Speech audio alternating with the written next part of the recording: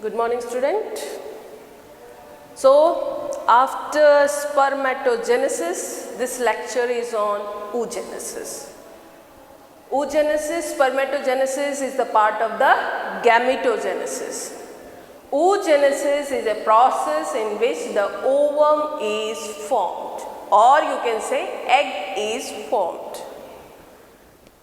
Before coming to the process, there is one question that oogenesis is a discontinuous process. Why the oogenesis is a discontinuous process? In some books it is written, but it is not of the NCERT. These all things are of your NEET level. Okay, the extra topic which I am giving is of competitive examination. The word is discontinuous. Let us understand what is discontinuous means. Something to be कहाँ रुक गया, बीच में कहीं पे break हो गया, उसको बोलते हैं discontinuous.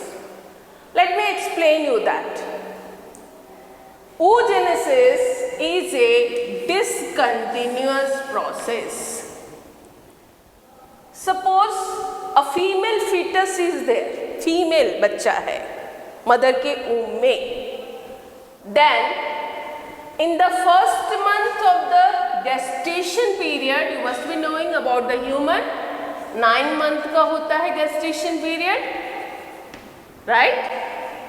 At that time in the female body, there are 1700 primary follicle. अब ये word आ रहा primary follicle, you have to recall the diagram of the ovary.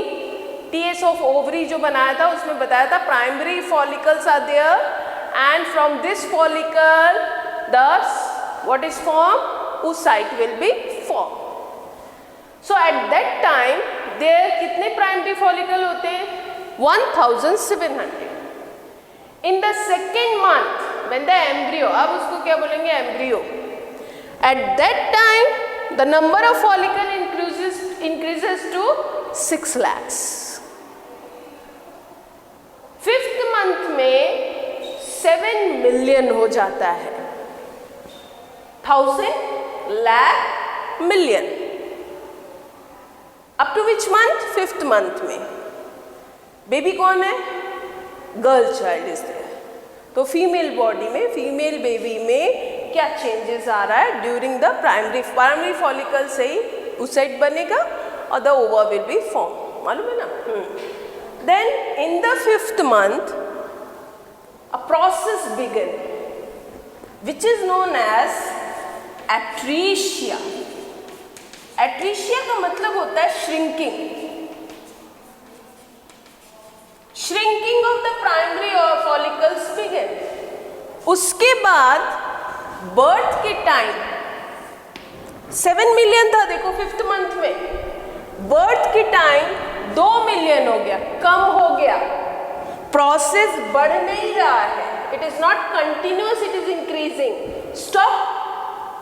And after that 2 million, another आपका till puberty it reaches to 60,000 to 80,000.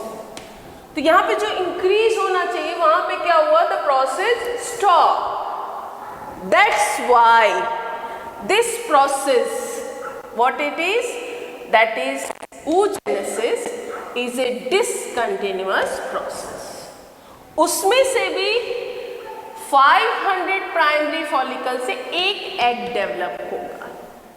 मालूम है ना? 500 follicles होंगे, उसमें से एक एग डेवलप होगा. वो ओवरी के स्ट्रक्चर में हमने पढ़ा. So I have given the answer why the oogenesis is a discontinuous process. Hope you understood.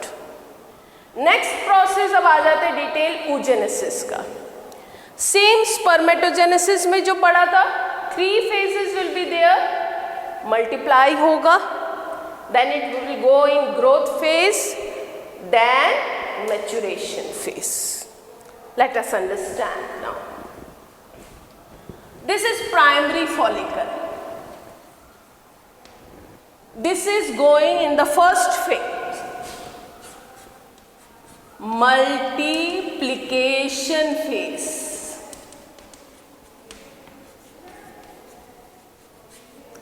In this phase, mitotic division take place.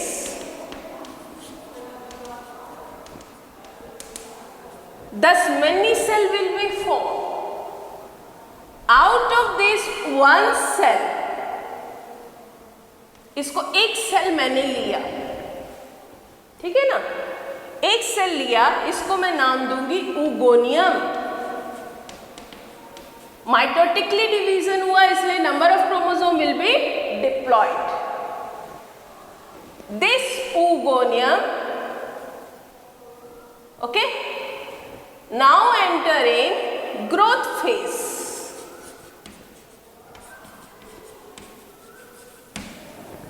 And it will increase its cytoplasm. Division होने लगेगा cytoplasm के, nucleus का नहीं division है, only the cytoplasm will be dividing and dividing and dividing, and thus an increase in size can be seen, right? This increase in size, इसको बोलेंगे primary oocyte. What we call it as primary oocyte. Then from here growth phase में what happen? All thing will increase. जितने भी चीज है सब चीज cytoplasm में it will increase in size. Then it goes into maturation phase. Maturation phase is reduction division. आ रहा है समझना? प्राइमरी oocyte डिवाइड नाउ, कौन सा डिवीजन होगा? मियोसिस वाला, मियोटिटिकली, ठीक है, but the division will be unequal. ये सेल डिवाइड हुआ, कौन सा डिवीजन हुआ उसमें? मियोसिस का, and this is having n number. And now this become secondary oocyte.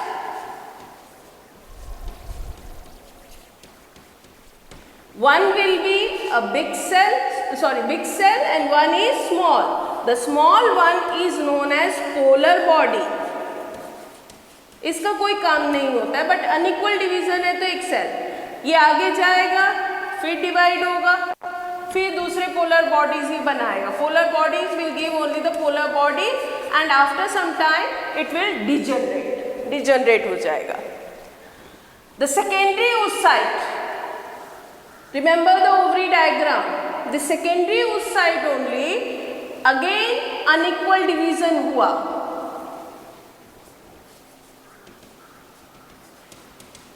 right? Due to unequal division, then second polar body will be formed.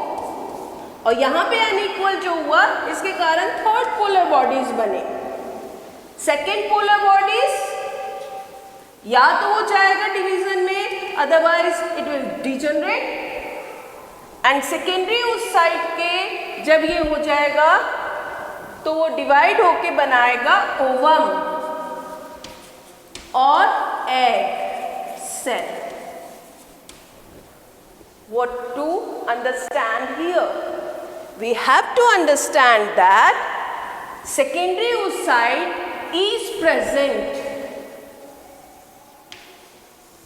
in the fallopian tube. Secondary oocyte है. If the sperm reaches from here, it will fertilize here to the secondary oocyte. After fertilization, this secondary oocyte will change to ovum. अरे बात समझ? तब तक वो secondary oocyte के form में ही रहेगा, ठीक है? जब sperm will reach, okay, then what happen? It fertilized to whom? Secondary oocyte. And then only the division which will be formed is known as egg cell. तब बनेगा once again primary follicle, It will multiply means बहुत होता जाएगा, in which we have taken one oogonium. Mitotic division is taking place, no reduction in the number of chromosome. Oogonium is having diploid number of chromosome 2n. It enter into the growth phase, in which all the cytoplasm will increase, all the cell organelles सब content बढ़ेंगे and it attain a one size. After that resting period होगा growth phase में, it enter to the maturation phase. In the maturation phase it divide, अब meiosis होगा, the number of that is 2n है आपका यहाँ पे, it divide into haploid number of cell. This haploid cell is known as secondary oocyte and second small one is known as polar bodies. And this polar body divide again, दो में divide होगा, ये continuous चलेगा, after some time it will degenerate. Secondary oocyte, which I told, it will divide and give to rise to ovum only after sperm reaches in the fallopian tube and then it fertilizes. Then only the ovum will be formed. पूरा clear बताया. Now see the diagram, practice it. Flow chart जैसा इसको practice करोगे, written can be. By seeing the diagram only the written part can be written. Okay? So this is oogenesis process. That answer given. Last one is the structure of human egg. Structure of human egg, it is made up of 3 layers. This is the original layer. The cell consists of. This number 1 is the, what we call it, you can call it as plasma membrane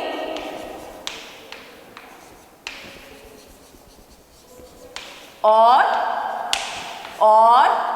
vitelline membrane. क्या बोलोगे इसको? Plasma membrane और vitelline membrane. The nucleus is not in the center. It lies to one side. The side where the nucleus lies, that is given as animal bone. और just उसके opposite जो होगा उसको क्या बोलेंगे? Vegetal bone. What we call it as vegetal bone. ठीक है, इसको क्या बोलेंगे? Vegetal bone. Number 1 primary membrane known as plasma membrane or vitelline membrane. This is the membrane of the egg and it is secreted by the cell itself and the nucleus is not in the center. Animal bone और vegetal. ये क्यों जरूरी है? जब fertilisation पढ़ेंगे तो word आ जाएगा कि किस साइड से, क्योंकि नंबर ऑफ क्रोमोसोम हमारा न्यूक्लियस में है, तो जो स्पर्म आएगा यहाँ n नंबर ऑफ क्रोमोसोम ला रहा है तो यहाँ पे आएगा ना, इट इज मूविंग, तो कम डिस्टेंस कवर करना हो, ये सारे पॉइंट्स हम उस पे टॉपिक पे आएंगे तो क्लियर करेंगे. Now coming to the second layer. Second layer का नाम है zona pellucida. What you call it as? Zona pellucida. Okay, this is secreted by follicles. कौन सिक्रीट करता है? फॉलिकुलर सेल जो है वो सिक्रीट करते हैं. After that you can see finger like projection का लास्ट लेयर है जिसको बोलते हैं कोरोना रेडिएटा. क्या बोलते हैं उसको? Corona radiata. कोरोना तो पता ही है, स्पाइक जैसे उसमें निकले हैं सेम ईयर, इसलिए नाम क्या है? Corona radiata. It is also release by the follicles. ठीक है, तो इसके अंदर जो साइटोप्लाज्म होता है it is divided in 2 parts. एक तरह से बाहर की तो जो प्लाज्म रहेगा उसको एक्सोप्लाज्म एंड इनसाइड जो रहेगा उसको क्या बोलेंगे? That is called the endoplasm. So endoplasm, right? Then in some animals outer covering is in the form of shell. क्या रहता है? शेल रहता है. उस सेल को क्या बोलते हैं? जो बाहर रहता है कैल्शियम कार्बोनेट का बना हुआ, and it is made by glands or oviduct. It is made by glands and oviduct. This is the structure of the ovum, that is egg. This is oogenesis process. Why it is called discontinuous process? Whole thing over. I have to practice. Hope you understand. So now let me tell you about the types of eggs. तो egg जो हमने तो अभी human का दिमाग में रखा है, but you know about the egg of the हेन. रेप्टाइल्स के एग, छिपकली वगैरह के सबके देखे होंगे. तो ये जो डिवाइड होता है, the division, it is mainly what is present in the egg? yolk. So egg is divided.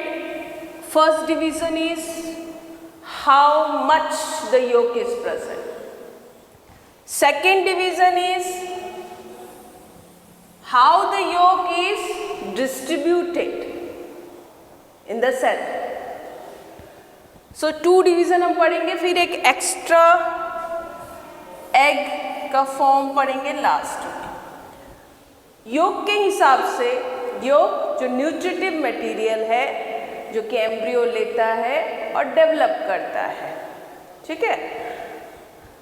तो if the yolk is very very less, बहुत छोटा yolk अभी आपको समझ नहीं आ रहा है, तो you can remember by taking the example of the egg. जो उसमें जो येलो पार्ट है, that is the yolk. You must be knowing better, है ना. तो बहुत कम yolk होता है, then that type of eggs are known as micro small lecithal egg. Example पूछा जाएगा in human egg, because yolk से ही पूरा बेबी का डेवलपमेंट नहीं होता है. After the formation of the placenta, the egg का जो ड्यूटी है वो खत्म, जो yolk का ड्यूटी है, अब प्लेसेंटा से बच्चे को जो है न्यूट्रिशन मिलता है.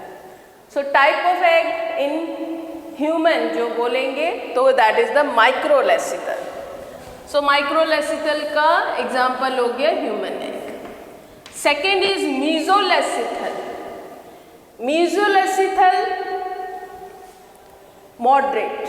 yolk कैसा होगा? Moderate. Example is frog. Frog lays their egg बिल्कुल पानी के किनारे ले करते हैं, and the male frog put the sperm on that. ठीक है ना. अब जब तक फ्यूजन होगा उसमें डेवलप करेगा क्या? जाइगोट. जाइगोट से बनेगा टैडपोल, राइट. तो टैडपोल के डेवलपमेंट तक जितना yolk चाहिए उसमें मॉडरेट रहता है.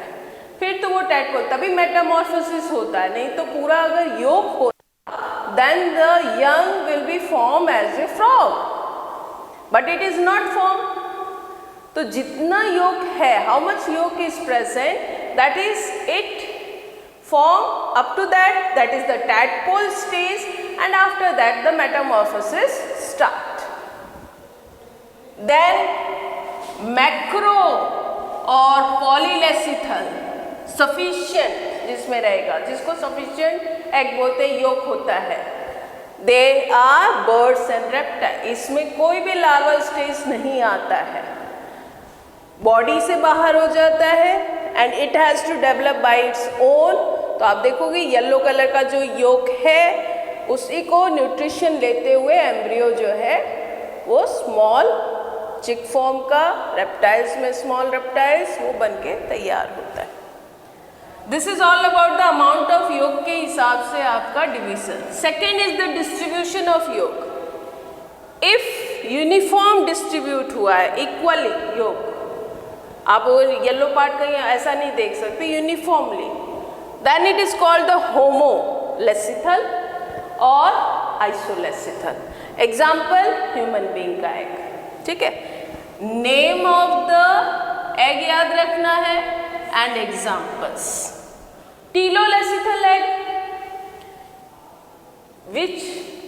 in which the yolk is one side, एक साइड में क्या आता है, येलो कलर का योक होता है, हेन का हमने देखा है। सेंट्रोलेसिथल बिल्कुल बीच में, एक साइड का जो होता है वो हेन। सेंट्रोलेसिथल में क्या है, दैट इज सेंटर में किसका एग होता है, insect. This is distribution of yolk. Okay, it is not written in the NCERT but we have to go through it, ताकि हमको ओवम का जब हमने पढ़ा तो हमको नोन होना चाहिए, ये कॉम्पिटिटिव एग्जाम्स में आपको हेल्प करेगा। देन वन एग कभी भी पूछे ले सकते हैं। क्लेडॉइक एग्स का बताओ क्या होता है भाई। क्लेडॉइक एग्स मतलब सेल्फ सफिशिएंट को बोलते हैं, जो कि दूसरा नाम अभी आपको बताया मैंने, टीलोलेसिथल भी हो सकता है, दूसरा इसके अकॉर्डिंग जो है मैक्रोलेसिथल भी, उसी को क्लेडॉइक बोलते हैं। सेल्फ सफिशिएंट योक, जिसमें पूरा का पूरा development of the young one हो जाएगा by that nutrition only, that is called the cleidoic egg. Okay, so ये एक पार्ट हमारा उसमें oogenesis में रह गया था।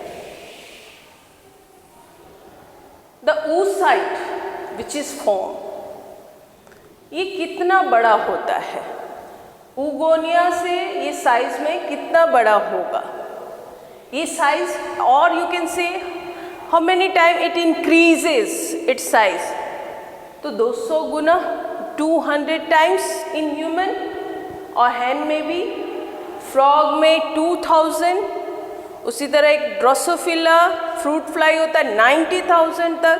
मतलब size of the oocyte how much increase is there, किसके बाद, ऊगोनिया के बाद, when what is form, yolk is form. मतलब विटेलोजेनेसिस होने पे जो साइज बढ़ती है oocyte की, वो कितने टाइम्स बढ़ती है, 200 टाइम्स ह्यूमन में, याद रखना, 200 टाइम्स हैन में, 2000 टाइम फ्रॉग में, 90,000 टाइम